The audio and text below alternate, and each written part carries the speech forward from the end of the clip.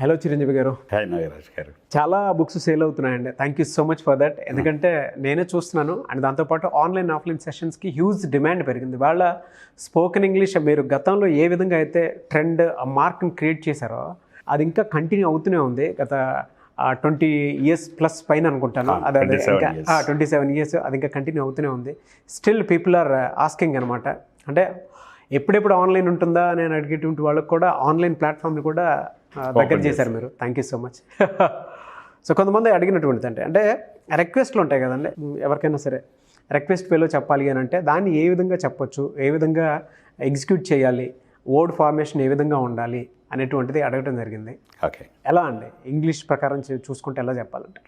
యాక్చువల్గా ఈ జనరల్గా మీరు అడిగినది ఏదైతే ఉందో రిక్వెస్ట్లు అనేది ఇది సోషల్ ఇంగ్లీష్లోకి వస్తుందండి. ఓకే, అంటే ఇంగ్లీష్ మనం జనరల్గా ఇంగ్లీష్ లాంగ్వేజ్ ఒకటే అయినప్పటికీ కూడా మనం కాంటెక్స్ట్ని బట్టి దీన్ని సోషల్ ఇంగ్లీష్ అని, దీన్ని ప్రొఫెషనల్ ఇంగ్లీష్ అని, ఎగ్జిక్యూటివ్ ఇంగ్లీష్ అని ఇలా మాట్లాడుకుంటూ ఉంటాం. సో ఆ క్రమంలో తీసుకుంటే ఇప్పుడు మీరు అడిగిన క్వశ్చన్ అనేది సోషల్ ఇంగ్లీష్ కేటగిరీలోకి వస్తుంది. అంటే జనరల్గా సాధారణంగా మనం బయట మాట్లాడుకునేది సమాజంలో మోస్ట్ ఫ్రీక్వెంట్గా యూజ్ అయ్యే ఎక్స్ప్రెషన్స్, దీన్ని మనం సోషల్ ఇంగ్లీష్ అంటూ ఉంటాం. అంటే డే టు డే లైఫ్లో hi hi good morning hello ఇలా అంటూ ఉంటాం, కలవగానే బీ సీటెడ్ థ్యాంక్ యూ అంటాం. ఇలాంటివన్నీ కూడా సోషల్ ఇంగ్లీష్లోకి వస్తాయి. అవును, అందులో కనుక అయితే ఈ సోషల్ ఇంగ్లీష్లోకి వెళ్ళేసరికి ఒకప్పుడు అంటే ఒక 10-15 సంవత్సరాల క్రితం ఎలా ఉండేది అంటే మనకు చాలా డిఫరెంట్గా నేర్పించేవాళ్ళు. ఒకప్పుడైతే నేను కూడా అలాగే నేర్పించాను, కానీ అది కరెక్ట్ కాదు అని తెలియడానికి చాలా టైం పట్టింది.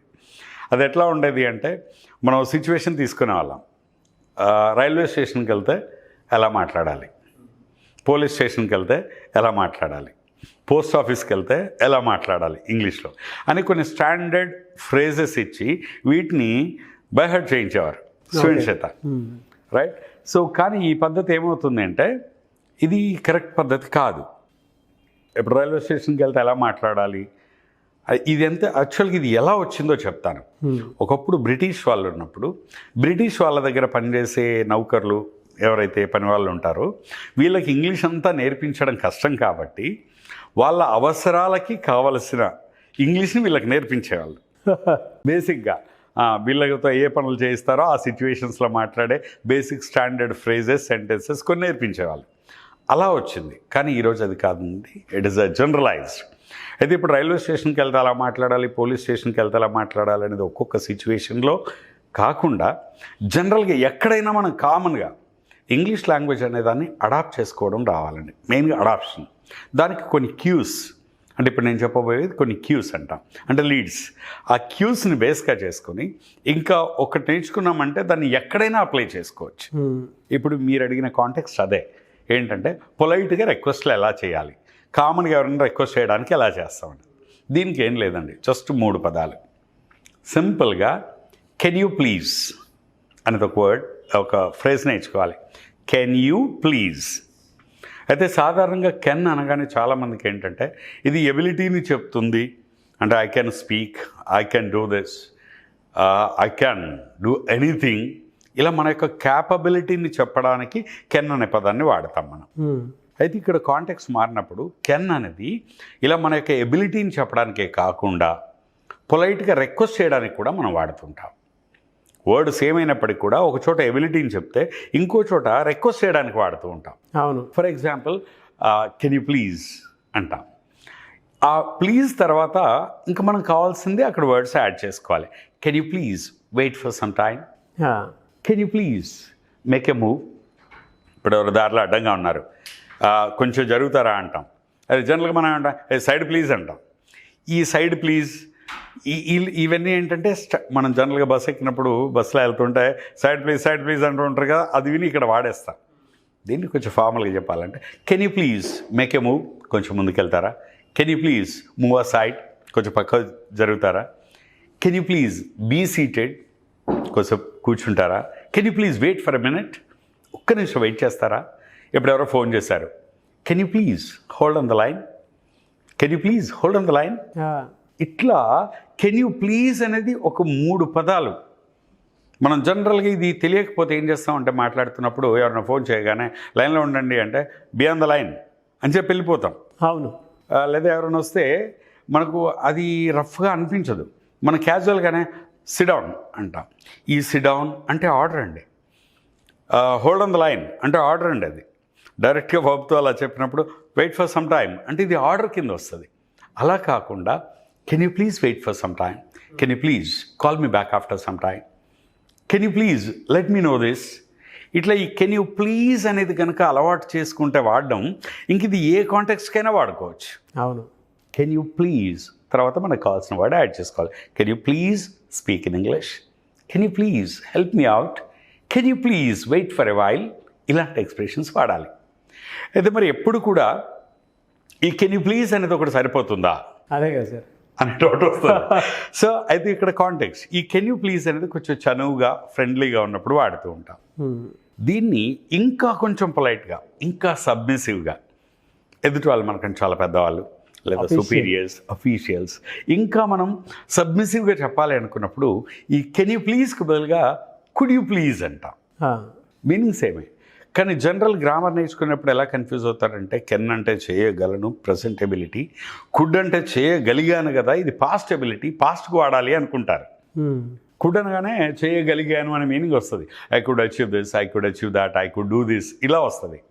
కుడ్ అంటే పాస్టే కాదండి, అది పాస్ట్లో వాడినప్పటికీ ఎబిలిటీని చెప్పడానికి వాడినప్పటికీ కూడా ఎదుటి వాళ్ళని రిక్వెస్ట్ చేస్తున్నప్పుడు పొలైట్గా ప్రజెంట్లో కూడా వాడతాం.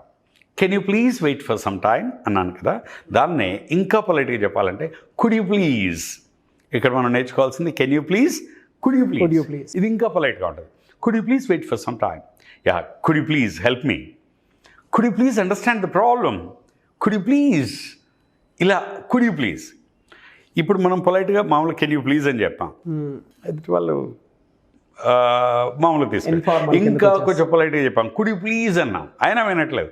అప్పుడు మీకు కోపం వస్తుంది, 2 సార్లు అయిపోయి కొంచెం ఇరిటేషన్ లాగా కూడా వస్తుంది. కొంచెం వెయిట్ చేస్తావా, కొంచెం ఆగొచ్చు కదా ఇలా అంటూ ఉంటాం. కొంచెం సీరియస్గా ఇంటెన్సిటీ పెంచి అడగాలి. ఇక్కడ పొలైట్నెస్సే కాదు ఇంటెన్సిటీ పెంచి అడగాలంటే will you please.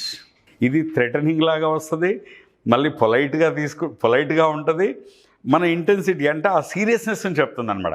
Will you please wait for some time అంటే can you please, could you please 2-3 సార్లు కానీ 2-3 సార్లు 4-5 సార్లు చెప్పాక కూడా వాళ్ళు చేయలేదనుకోండి, అప్పుడు ఇంటెన్సిటీ పెంచి కొంచెం అథారిటీ కలిపి అగ్రెసివ్గా కొంచెం సీరియస్గా చెప్పాలి అంటే విల్ యూ ప్లీజ్. ఇప్పుడు మీరు మాట్లాడుతున్నారు, కెన్ యూ ప్లీజ్ స్టాప్ అన్నా, మీరు ఆపలేదు. కుడ్ యూ ప్లీజ్ స్టాప్ అన్నా, మీరు ఆపలేదు. అప్పటికి సీరియస్గా విల్ యూ ప్లీజ్ స్టాప్ అంటాం. విల్ యూ ప్లీజ్ స్టాప్ అంటే పొలైట్గా ఉన్నట్టే ఉంటుంది, కానీ నీ సీరియస్నెస్ చెప్తుంది, అక్కడ ఇంటెన్సిటీ పెరిగింది. మామూలుగా అయితే స్టాప్ అంటాం, ఇది ఫైనల్ వర్డ్ అండి, ఇది ఫైనల్కి అప్పుడే రాకూడదు. Will you please understand the problem, will you please wait for some time, will you please hold on the line, ఇలా విల్ యూ ప్లీజ్ అనాలి. ఇది ఇంకొంచెం ఇంటెన్సిటీ పెంచి సీరియస్గా చెప్తున్నప్పుడు. అప్పటికి వెళ్ళలేదనుకో మళ్ళీ పొలైట్గా వస్తాం.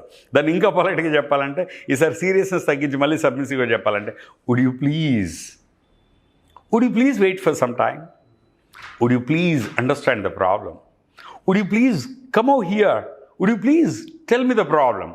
ఇట్లా ఇప్పుడు 4 నేర్చుకున్నాం. ఒకటి కెన్ యూ ప్లీజ్ రిక్వెస్ట్ చేసాం ఫ్రెండ్లీగా, మళ్ళీ చాలా పొలైట్గా రిక్వెస్ట్ చేసాం కుడ్ యూ ప్లీజ్ అన్నాం, సీరియస్గా చెప్పాం విల్ యూ ప్లీజ్ అన్నాం, మళ్ళీ సబ్మిసివ్గా చెప్తున్నాం వుడ్ యూ ప్లీజ్ అన్నాం. ఈ 4 ఇప్పుడు మనం ఇందులో నేర్చుకోవాల్సింది ఏంటంటే మిగతావన్నీ common. Can you please, could you please, will you please, would you please. దీన్ని ఇంకా పొలైట్గా చెప్పాలనుకోండి కొన్నిసార్లు అంటాయి, ఏమండి మీరు ఏం అనుకోకపోతే నేను చెప్పేది కాస్త వింటారా అంటాం. అలాంటప్పుడు if you don't mind would you please, if you don't mind would you please.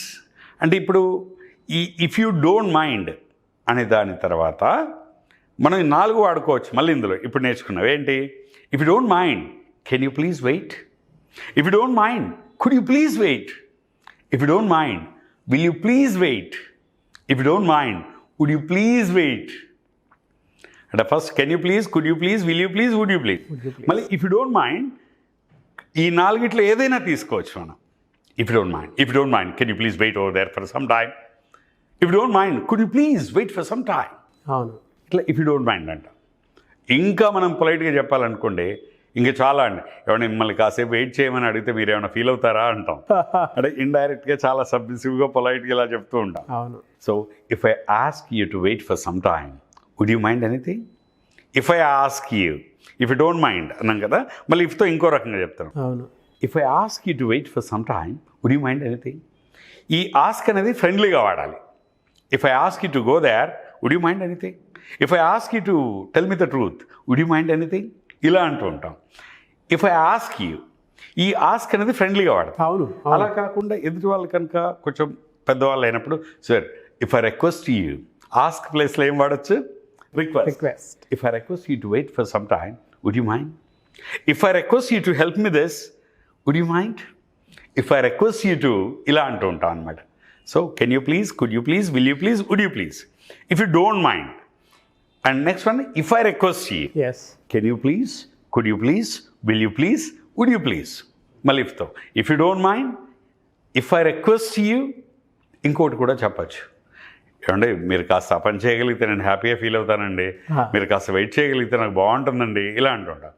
If you can wait for some time I'll be happy. If you can wait for some time I'll be delighted. If you can, ఇఫ్తో కూడా 3 రకాలుగా చేయొచ్చు. ఇవన్నీ work out అవ్వకపోతే ఫైనల్గా wait for some time, stop talking, ఇలా వచ్చేయాలి. అంటే డైరెక్ట్గా మనం ఎండింగ్ నుండి మొదలెడతాం. Stop there, wait there, go there అంటూ ఉంటాం. ఇది లాస్ట్ పాయింట్ అండి యాక్చువల్ కాన్వర్జేషన్లో. Can you please, could you please, will you please, would you please. If you don't mind and if I request you, if you can అంటూ ఈ phrases అన్ని వాడుకోవచ్చు. Thank you so much sir. అయితే చాలామంది online offline classes అడుగుతూ ఉన్నారు. Right. ఈ మధ్య అయితే బుక్స్ విపరీతంగా సెల్ అయ్యాయి. ఎందుకంటే గ్రామీణ ప్రాంతాల్లో ఉండేటువంటి విద్యార్థులు కూడా స్కూల్లో, కాలేజెస్లో కూడా వాళ్ళ బుక్స్, అంటే మన బుక్స్ని రెఫరెన్స్ కింద తీసుకొని మరి బల్క్ ఆర్డర్లో కూడా అడిగినటువంటి వాళ్ళు ఉన్నారు. ఈవెన్ నాకే టెక్స్ట్ పెట్టినటువంటి వాళ్ళు చాలామంది ఉన్నారు. ఎందుకంటే అట్లీస్ట్ ఒక్కొక్క వర్డ్ అన్న, వొకాబులరీ అన్న నేర్చుకుంటారు కదా. సో అది చాలా బాగా ఉపయోగపడుతుంది. తెలుగు టు ఇంగ్లీషు ట్రాన్స్లేషన్లో ఉండేటువంటి బుక్. అండ్ చాలామంది ఆన్లైన్ క్లాసెస్ అడుగుతూ ఉన్నారు, డేట్ అడుగుతున్నారు, ఎప్పుడు ఉండే అవకాశం ఉంటుందని చెప్పేసి ఆఫ్లైన్ క్లాసెస్ కూడా. ఇప్పుడు మన బుక్ ఈజీ ఇంగ్లీష్ మీరు అన్నట్టు గుడ్ న్యూస్ ఏంటంటే షార్ట్లీ ఈ 4-5 రోజుల్లో సెకండ్ ఎడిషన్ కూడా వస్తుంది. First edition successfully sold off and second edition easy English కూడా, అంటే ఒక 1 monthలోనే సెకండ్ ఎడిషన్కి ఇంత బల్క్గా సేల్ అయిన బుక్ ఇదే. And number 1. నెంబర్ 2 ఏంటంటే ఇలాగా బుక్స్ అవైలబుల్ ఇప్పుడు. రెండవది వర్క్షాప్స్ గురించి.